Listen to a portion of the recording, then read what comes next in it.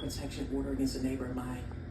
And the Lord already let me know. He's showing me instances where this woman is balancing me spiritually. I caught myself standing in a stance like this, standing in a certain way, and pointing my hand out, doing all this when I was talking. I don't normally stand like that. And I already told you, the Lord sees everything, and he can tell me when people are bound to me. I start seeing different mannerisms and attitudes. And as I follow protection order, that is a violation of the order by having someone spiritually bound to me that is still unwanted communication and contact with me. Everything that has been done, you might not like that I get on here and talk about it. You might say I'm beating you over the head, but I keep telling you this and people don't want to follow God's laws. That's okay. You don't have to follow God's laws, but God is going to hold you accountable when you break those laws. Now let me show you something. I'm going to read something to you. It says a sovereign citizen. A sovereign citizen is a member of a political movement of people who oppose taxation, question the legitimacy of government, and believe that they are not subject to the law. Now, there are people who want to portray themselves as sovereign citizens, even if they're in this country. But if they commit a crime, the government has an obligation to charge them and arrest them for that crime, right? So the same goes for God. God created laws for his people here on this earth.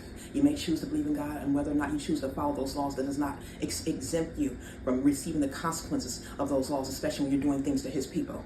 So God has given you many chances, many people. You might be binding people to me because you want them to get saved. And the Lord showed me that too. But it says that if you cry out to God, you will be saved. Let me read it here. From Romans chapter 10, verses 12 through 13, King James Version, it says, "For there is no difference between the Jew and the Greek, for the same Lord over all is rich unto all that call upon him. For whosoever shall call upon the name of the Lord shall be saved." So whosoever, anyone can receive salvation and healing and deliverance if you call on the name of the Lord, if you call on Jesus Christ. Binding yourself to me, putting your burdens upon me, that is not sufficient. That is not something that is necessary. That is an excuse. It's redundant because you can go to Jesus Christ and call out to him, but see, you don't want to get saved. And by binding yourself to me, that is harassment. Look at all this unwanted. Look at this. People have bound themselves to me, put their fat and burdens all over me. All this over and over. I've lost weight numerous times, and I got to the point where I said I'm not going to continue to keep exercising and working out anymore because I've lost weight numerous times, and people have continued to bind their people to me. They put their burdens upon me, their unwanted fat. They put their mental illnesses, everything upon me. They destroyed my skin. I had to wear makeup on my face to cover up all the marks and the acne and the blemishes. Then they mock me and call me ugly, call me bald-headed. They harass me and my children. You would be upset too. You'll be upset if your children and you receive judgment and consequences if you do any slightest wrong thing. But every time someone does something to you, they get out of it. And see, this is the problem. This is why God sent me out here, because people have been crying out to him. His people have been crying out to him because they have been violated spiritually. You do things in the spiritual realm, but you're still committing crimes. Even though they're not laws imposed in the country of the United States and or wherever other parts of the world, God still has laws. And he says witchcraft and abominations, all these things are abominations. When you're using witchcraft and sorcery to commit crimes against people, stalking them, harassing them, assaulting them, putting your burdens upon them, binding yourself to them, having unwanted contact, causing them to commit crimes, committing crimes against them using sorcery. People have done this. People are using sorcery to do all these things, and you might feel like it doesn't affect you, but God is going to hold you accountable. And this is why I'm getting on here. He showed this to me. He opened my eyes to all of it. And when you're sitting here using sorcery and continue to do what you want to do, you might not want to abide by God's laws, but he's going to hold you accountable. That is his obligation, to hold you accountable, because he is a God of justice and he is a judge. Whether you abide by his law or not, whether you believe in him or not, that does not exempt you from being held accountable when you're committing crimes against his people. There have been people who have been abused, sexually assaulted.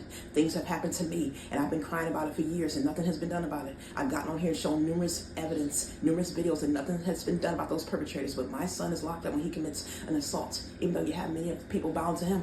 The Lord already showed me this stuff. And so this is what we're talking about. You have an obligation, those of you who are running the country, those of you who are ruling the world, who are in positions of law enforcement and government positions, you have an obligation to do something about it. You see everything. We know you see everything. You have means and all types of technology to see what people are doing, and you know they're doing this, and you're supposed to be judging them and holding them accountable. And that's all I want to say. Thank you.